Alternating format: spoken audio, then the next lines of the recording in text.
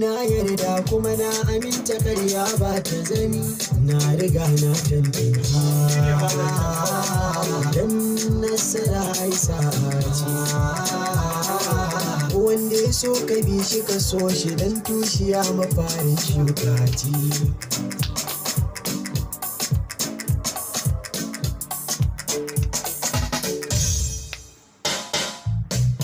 Allahu na gode da kananan rode, san banje na harbe batun dole in gode, zan ba da labari a irin na alkhairi. To auzi rabi ba abu dalla kafin wanda ku buɗe kunnen gu.